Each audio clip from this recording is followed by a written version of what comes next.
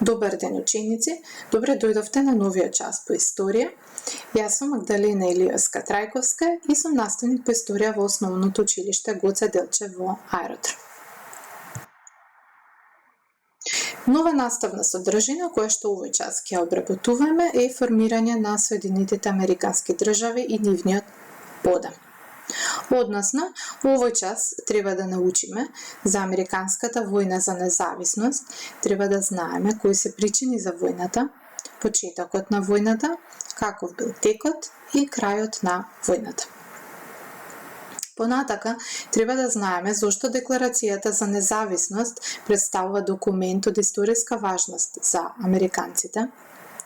Ќе учиме како доаѓа до укинување на робството во САД, односно борбата помеѓу северот и југот, и во што се состои значењето на Американската војна за независност. Во 18 век англичаните имале 13 колонии во Северна Америка.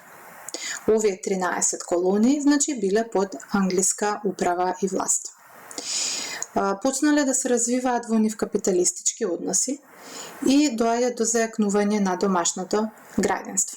Ова домашно граѓанство за прв пат излегува со барање за стекнување на државна независност од Англија.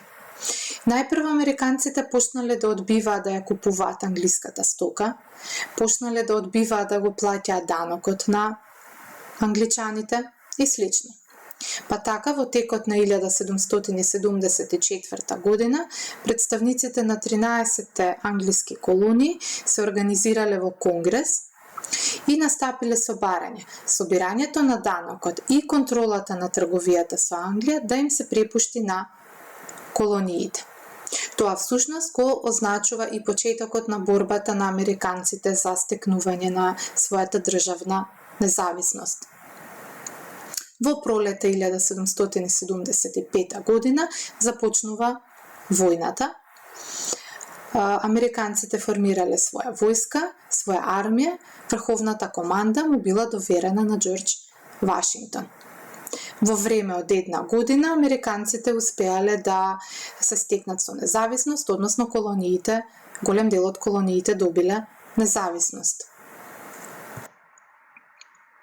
Па така, на 4 јули 1776 година Конгресот објавил еден документ, односно Декларација за независност.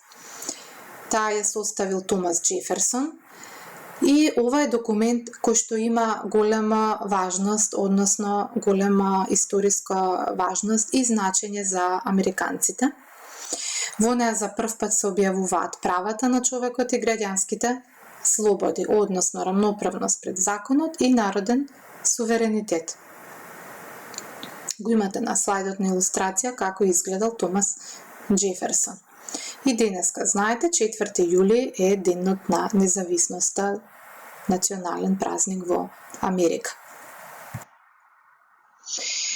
Конечно, во 1781 година англиската војска била поразена, која што во ова време била и во многу потешка положба, бидејќи војувала со некои европски држави на европскиот континент, и бил склучен мир. Со склучувањето на мирот фактички е призната била призната американската независност. За прв председател на САД бил избран Џорџ Вашингтон. Бил донесен првиот устав на САД. Според тој устав САД се прогласиле за република. Се организирале како сојуз на држави во кој секоја држава си има своја управа. Колку држави денес ги сочинуваат САД? Може да си направите едно кратко истражување, ова нема да ви одзема време, затоа што претпоставувам дека веќе сите го знаете одговорот. На илустрацијата го имате и првиот председател Џорџ Вашингтон. Ова е една скулптура на Џорџ Вашингтон, а неговиот лик го имате и на американскиот долар. Вашингтон бил 2 пати американски председател. Како доаѓа до укинување на робството во САД, да видиме. Прашањето на робството било главното прашање околу кое што се студирале северните и јужните држави. Зошто? Северните држави биле капиталистички држави, таму била развиена индустријата и капиталистичките односи. За разлика од нив пак, јужните држави, таму се уште постојат феудални односи, таму имаме плантажи и фарми на кои што работат црнци робови. Па така северните држави сметале дека треба да се укине црнечкото робство, кое што само го забавува индустријскиот развој низ целата територија на САД. Меѓутоа јужните држави биле против, бидејќи нив им биле потребни за работа на плантажите и фармите. Во 1860 година председател на САД бил избран Абрахам Линколн, кој што се спротивставил на робството. Ова всушност го означува и почетокот на граѓанската војна. Во 1861 година избила граѓанската војна помеѓу северот и југот. Војната била многу тешка за двете страни.